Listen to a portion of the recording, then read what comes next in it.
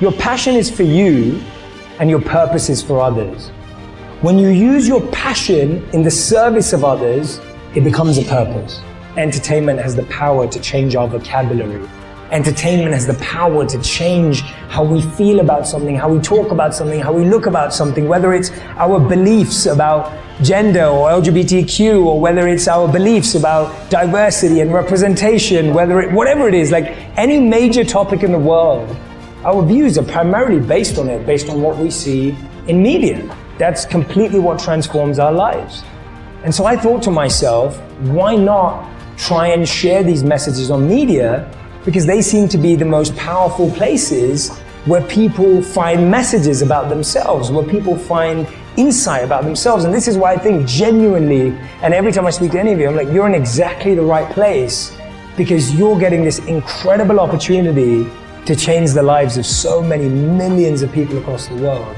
And it's said that we feel most satisfied when we find what we love, we find what we're good at, we find what the world needs, and we can be rewarded for it as well. The closer you're moving in each of these categories, the better you're improving your expertise, the more you're learning every day. The simple act of learning a new word or a new concept every day does so much for our personal health and well-being. Your passion is for you, and your purpose is for others. When you use your passion in the service of others, it becomes a purpose. That's how the two connect. Your passion makes you happy. Your purpose will make others happy when you use your passion for them. And that's the connection that we're missing, and that's the connection right in the middle, right there, to be living that fulfilling, meaningful, powerful life. Our failure is just great feedback in showing you how much you care. If I failed at something and I really cared about it, I would keep going. If I failed at something and I didn't want to get back up for it, I probably don't care that much. And so failure is actually showing you whether you care. Failure is reminding you that you need to grow somewhere. And I think one of the things that we forget is that you're failing at something you're passionate about or that you like.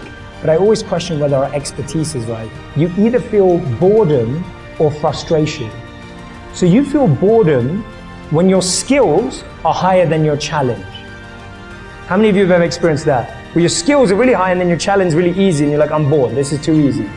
And he says you experience frustration when your challenge is greater than your skills.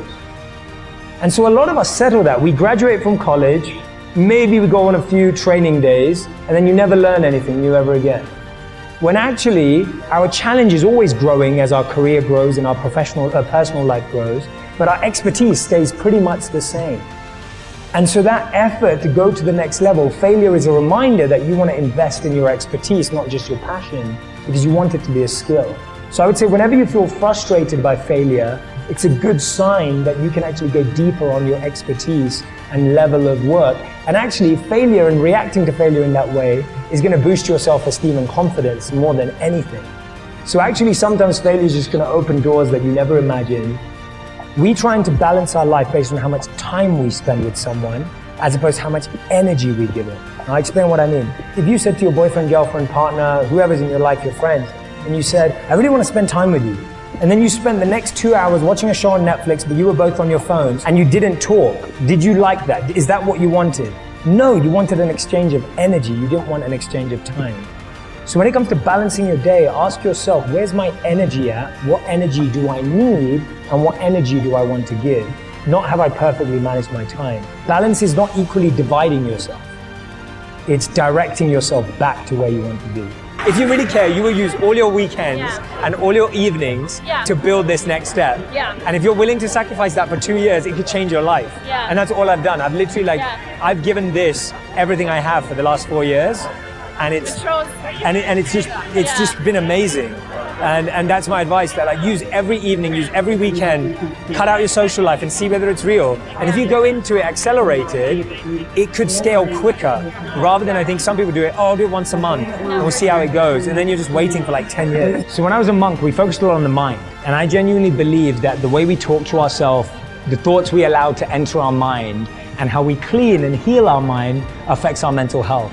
And so as monks, we focus so heavily on making sure that the mind was a beautiful place to be. But I don't want people to have to compromise or feel they have to choose between success and happiness, that they have to choose between self and service. that they have to choose between sleep and hustle. Like, I think they don't have to choose. They can create a meaningful life that is fulfilling for them and helping other people. And I think that's what they're getting to witness today, that all the incredible hours of service lead to this beautiful community event where they get to see people that they love and admire and be together. And it just shows you that you can live this incredibly fulfilling life personally and professionally that can change the world. I really have no attachment to my legacy or being remembered or it to be connected to me. I don't think that's the goal. I think the goal is for the change. The change in and of itself is enough. Don't judge the moment. And I keep repeating that to myself. Don't judge where you're at. Don't judge what's happening. Yeah, don't judge it as negative. Don't just start saying it's negative. Because guess what? We've all been in positions where a gift turned into a curse and a curse turned into a gift because we labeled them as the best moment in our life and the worst moment in our life. Whereas when you approach things through neutrality and just what you have on the table, you can be like, okay, what am I going to do now? If you lose, cry for a day. And if you celebrate, if you win, celebrate for a day. Yeah, that's it. And then move on the next day, get back to training. Don't let it Don't live in the past. Don't live in the past. And what we do is when we lose, we cry for a month. And when we win, we just move on.